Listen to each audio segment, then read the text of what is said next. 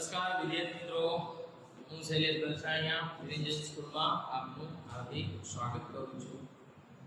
હવે આપણે આગલા 3 લેક્ચરમાં આપણે યુનિટ 4 વન્ડરફુલ ક્રિએશન છે એ સમજીએ છીએ. તમને દરેક વિડિયો લેક્ચરની આગળ તમને એક સ્પેલિંગ મોકલવામાં આવે છે. સ્પેલિંગ જે ખાસ છે એ પાકા કરવાના, બરાબર.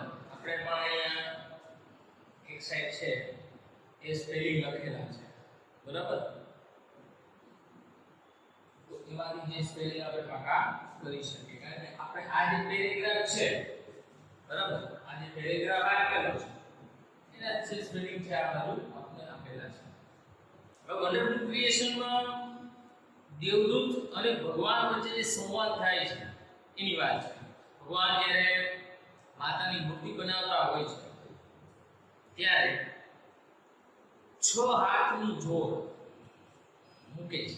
ત્યારે ભગવાન એવું કહે છે કે મને આ 6 હાથની જોડમાં કોઈ પ્રોબ્લેમ નથી મૂકવામાં, પણ જે 3 આંખની જોડ છે એ મૂકવામાં સમસ્યા છે. હવે આ જે પેરેગ્રાફ છે આમાં તમને 3 આંખની જોડનું કાર્ય કીધું છે કે ભાઈ 3 આંખની જોડ કઈ રીતે ઉપયોગી છે, બરાબર. અહીંયા છે તમને 3 આંખની જોડ વિશે જે સમજાવવામાં આવ્યું છે એનો ઉપયોગ શું છે.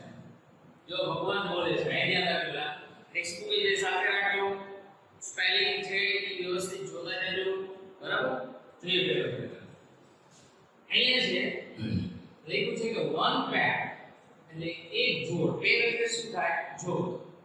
One pair that sees, see એટલે જોડ. One parent that sees her children through the closed door. આ through the closed door એટલે એનો મીનિંગ થાય બંધ બારણાની પેલે પાર. કે પેલી આંખની જોડ તેના બાળકને બંધ બારણાની પેલે પાર જોવા માટે. હવે આપણે પ્રશ્ન થાય બંધ બારણાની પેલે પાર કેવી રીતે જોઈ શકે? બંધ બારણાની પેલે પાર એટલે કે કહેવાનો મીનિંગ એ છે કે માને ખબર હોય કે બાળક ક્યાં છે, બરાબર. એના સૌથી વધારે ગુણ, લક્ષણો કે પછી કુલક્ષણો જે હોય, બરાબર, એ સૌથી વધારે કોને ખબર હોય? માને ખબર હોય. એટલે આ એ કીધું છે કે one parent that sees her children through the closed door. કે પેલી આંખની જોડ તેના બાળકને બંધ બારણાની પહેલે પાર જોવા માટે. એટલે મીન્સ કે એના મમ્મીને ખબર હોય, માને ખબર હોય એનું બાળક ક્યાં છે. ત્યાર પછી છે another pair to look at the children. another pair to look, another એટલે બીજી, another નો મીનિંગ શું થાય? બીજી. another pair to look at the children, બીજી આંખની જોડ બાળક સામે જોઈ and say, અને કહે. say એટલે શું થાય? એવું. બીજી આંખની જોડ બાળકો સામે જોઈ અને કહે I understand, કે હું તને સમજુ છું, and I love you, અને હું તને ચાહું છું. અન્ડરસ્ટેન્ડ એટલે સમજવું, બરાબર. જો હંમેશા આ બીજી આંખની જોડનો કહેવાનો મીનિંગ શું છે કે માં છે એના બાળકને ખાલી જોવે ને ત્યાં સમજી જાય. એટલે જે કહે છે બીજી આંખની જોડ તેના બાળકની સામે જોઈએ એટલે કે આઈ અન્ડરસ્ટેન્ડ, એટલે સમજુ છું. કારણ કે માં સિવાય બાળકને સૌથી વધારે કોણ સમજી શકે, બરાબર. અને એ છે કે લવ યુ, અને હું તને ચાહું છું. મારી આંખોમાં પ્રેમ હોવો જોઈએ. એ કે બોલે નહીં તો એની આંખોમાં પ્રેમ દેખાય. આ દુનિયામાં સૌથી મોટો પ્રેમ માનો છે, બરાબર. જે કીધા વગર ખબર પડી જાય એની આંખોમાં દેખાય છે. એટલે એ છે કે એને અન્ડરસ્ટેન્ડ, એને લવ યુ, અને હું તને ચાહું, હું તને સમજુ છું અને ચાહું છું. વિધાઉટ uttering, uttering એટલે બોલવું, ઉચ્ચારણ. Without uttering a word, word એટલે શબ્દ. કોઈ પણ શબ્દ ઉચ્ચાર્યા વગર.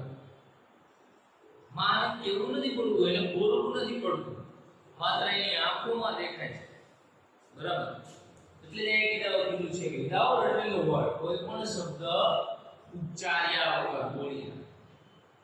અને જો આંખ એ શરીરનું એક એવું અંગ છે કે જે બોલ્યા વગર બધું કરી કદાચ માણસ સાચું બોલતો હોય તો એની આંખોમાં દેખાય, કદાચ માણસ ખોટું બોલતો હોય તો પણ એની આંખોમાં દેખાય, કદાચ માણસ મનમાં સ્વાર્થ હોય તો પણ એની આંખોમાં દેખાય જાય, કદાચ માણસના મનમાં એના પ્રત્યે લાગણી હોય તો પણ એની આંખોમાં ચોક્કસ દેખાય છે. બરાબર? એટલે અહીં જે વિધાઉટ વર્ડ ગઢ શબ્દ બોલ્યા અથવા ઉચ્ચાર્યા વગર. And third pair એટલે શું થાય? ત્રીજી જોડ. And third pair to see જોવા માટે. To see એટલે શું થાય? જોવા માટે. All secret એટલે શું થાય? રહસ્યમય વસ્તુ.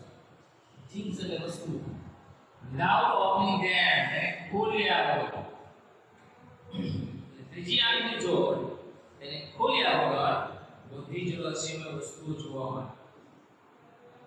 એવું શા માટે છે? કારણ કે માને ખબર હોય જો હું કહેવાય રહસ્ય છે, હું કહેવાય સિક્રેટ છે, કે ઘરમાં માને જ ખબર. ઘણીવાર માન્યું કે કોઈ ઘરમાં કંઈ અનાજ તૂટી ગયું હોય, કરિયાણાની વસ્તુ ન હોય તો એ માને ખબર હોય, એ આપણને ખબર જ ન પડવા એની સિક્રેટ થિંગ્સ છે. બરાબર? ઘણું બધું એમ કહેવાય ને કે માં છે પોતાના મનમાં રાખે છે, એટલે જ અહીં કીધું. અને એટલા માટે પણ મનમાં રાખે છે કે જો કે બરાબર તો એનાથી ઘણી બધી સમસ્યાઓ ઊભી થતી હોય છે. બરાબર? એટલે એમ છે third pair to see all secret things without opening them. ત્રીજી આંખની જોડ તેને ખોલ્યા વગર બધી જ રહસ્યમય વસ્તુઓ જોવા માટે. એના પછી હવે દેવદૂત બોલે છે. લોર્ડ એટલે કે ભગવાન. શું કહે છે? ભગવાન રિક્વેસ્ટેડ ધ એન્જલ. રિક્વેસ્ટ એટલે વિનંતી કરવી. એન્જલ એટલે દેવદૂત. દેવદૂતે વિનંતી કરી, ભગવાન please go to bed. Please go to bed. Please એટલે મહેરબાની કરીને. શું તો આપણે ઘણી વાર બોલતા હોય please. Please go to bed. Go to bed એટલે પથારીએ જવાનું તો બેડ એટલે આપણે પથારી હોય. પણ આ પ્લીઝ ગો ટુ બેડ નો મીનિંગ શું થાય? કે મહેરબાની કરીને આરામ કરો. બરાબર?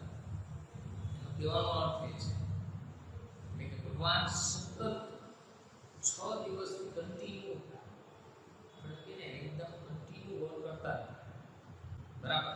એટલે અહીં કે છે પ્લીઝ ગો ટુ બેડ. મહેરબાની કરીને આરામ કરો. Do not take this much trouble. Trouble એટલે શું થાય? મુશ્કેલી. trouble એટલે શું થાય? મુશ્કેલી. In a single day. Single day એટલે કે એક જ દિવસમાં. કે એક જ દિવસમાં આટલી મુશ્કેલી ન લ્યો. જનરલી ભગવાન જે કન્ટિન્યુ વર્ક કરતા હતા એટલે દેવદૂત એમ કહે છે કે એક જ દિવસમાં આટલી બધી શું લેવાનું કરો? કાલ આવશે. આપણે કઈ નથી કહ્યું કે તમે આટલી બધી મહેનત શું કરો? આ તો છે ને નિરાશ. બરાબર? એમ દેવદૂત પણ સમજાવે છે કે ભગવાન થોડું આરામ કરો. એક જ દિવસમાં આટલી મુશ્કેલી ન લો. ફરી વાર સમજાવું છું. One parent that sees her children through the closed door in Miriam's road, બાળકોને બંધ બારણે કહીએ બહાર જોવા માટે. Another parent to look at the children and say, બીજી આંખની જોડ તેના બાળકો સામે જોઈને કહે, I understand and I love you. હું તને સમજુ છું અને હું તને ચાહું છું. Without uttering the word, કોઈ પણ શબ્દ ઉચ્ચાર્યા વગર. And third way to see all secret things without opening them. અને ત્રીજી આંખની જોડ તેને ખોલ્યા વગર બધી જ રહસ્યમય વસ્તુ જોવા માટે. પછી દેવદૂત બોલે છે, Lord, requested the angel. દેવદૂતે વિનંતી કરી, ભગવાન પ્લીઝ ગો ટુ બેડ. મહેરબાની કરીને આરામ કરો. Do not take this much trouble in a single day. એક જ દિવસમાં આટલી મુશ્કેલી ન લો. ઓકે? તો અહીંયા આપણો આ જે ચોથો લેક્ચર છે નેક્સ્ટ લેક્ચરમાં આપણે નેક્સ્ટ પેરેગ્રાફ જોશું. તો જ્યારે પણ તમને આ જે લેક્ચર મોકલવામાં આવે એના પહેલા છે બધા વિદ્યાર્થીઓએ સ્પેલિંગ પાકા કરવાના. એટલે સ્પેલિંગ પાકા હશે તો તમે ટ્રાન્સલેશનમાં સરળતા રહેશે. ઓકે, અહીંયા સુધી રાખીએ.